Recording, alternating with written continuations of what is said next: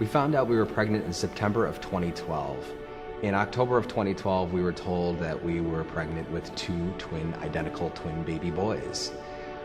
We were told at that time that we could have a chance of having a rare syndrome with the boys that affects identical twin baby boys, and that's called twin-to-twin transfusion syndrome. Twin-to-twin transfusion syndrome is a rare disease of the placenta that affects about 15% of identical twins. Without treatment, loss is about 80 to 90% of the time due to heart failure. Treatment for twin-to-twin transfusion syndrome is laser surgery or amnio reductions.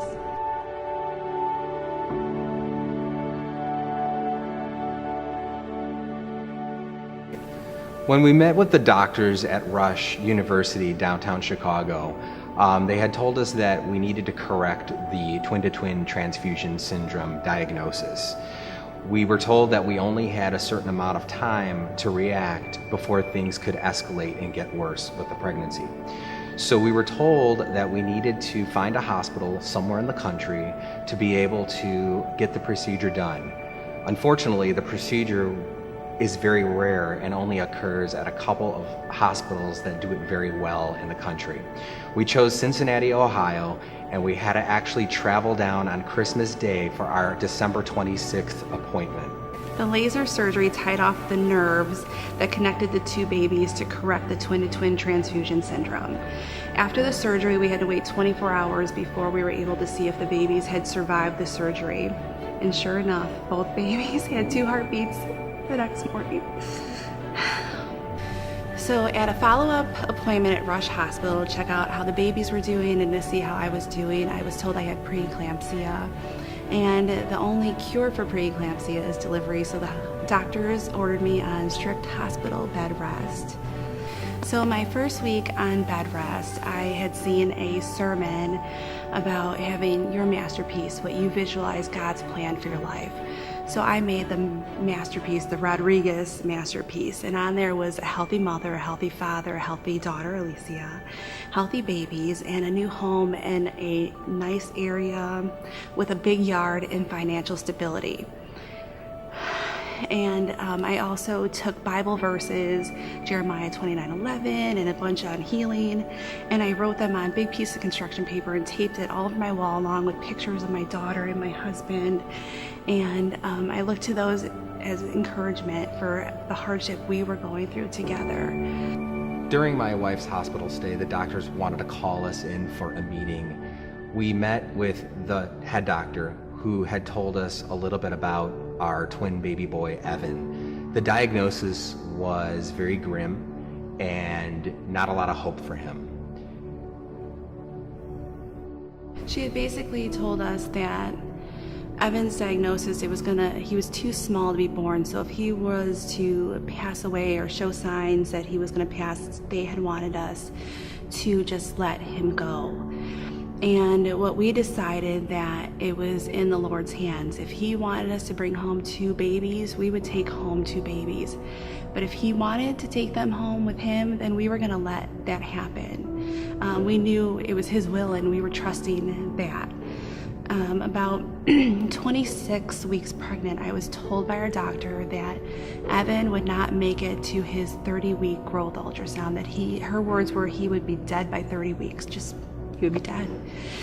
At that time, I started making funeral arrangements for him. I called funeral homes. I knew what I was going to do with his ashes. I had it all planned. And I called my mother crying about Evan, and she had said that was not God's plan, that she would not accept it, that she rebuked it in the name of Jesus, and that Evan would live and not die. And I was also told the same thing by a nurse. I had a lot of people lifting me up. My mother and her ladies' Bible study group. These women were encouraging her, which was encouraging us. The prayers and the love that we felt from Evangel Church are amazing. I can still get goosebumps and feel it now. We love this church and we're so thankful to be a part of it, and we're just very thankful. So after moving the family into our new house and waiting anxiously for a phone call from my wife, We had found out through the phone call with my wife that we could save Evan and actually be able to have him born safely.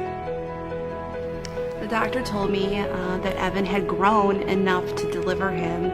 So we waited 2 days to get me some steroid shots to help with the baby's lungs. And on March 14th, 2013, we had both boys. Evan came out weighing 1 pound, 11 ounces, and David was 3 pounds, 3 ounces, and both boys were 13.5 inches long. Basically, they had told us that they would have trach tubes and Evan would have all these issues, but he came out just needing some oxygen for a while. They did have long NICU stays. Evan was in the hospital for 89 days and David was there for 73 days.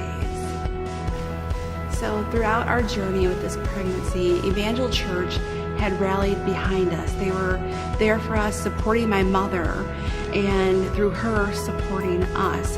Prayers and love. We knew everything was going to be okay. We could feel the prayers, we could feel the love that Evangel had for us. And my Rodriguez masterpiece, well, we have a healthy mama and papa. We have a healthy daughter. She's 4 years old. And we also have 2 healthy baby boys. No complications. Both are very healthy, happy, and wonderful babies. We also have a new home in a nice neighborhood with a very big yard, which I had wanted. And when it came to financial stability, every time we had issues trying to get gas money to go to Rush, trying to, just anything, something came through. A check would come in the mail, cash would come in a card, someone would be like, oh, here, I have this for you.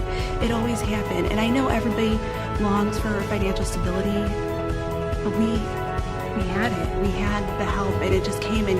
And God is so good, and God helped us so much. He is just incredible.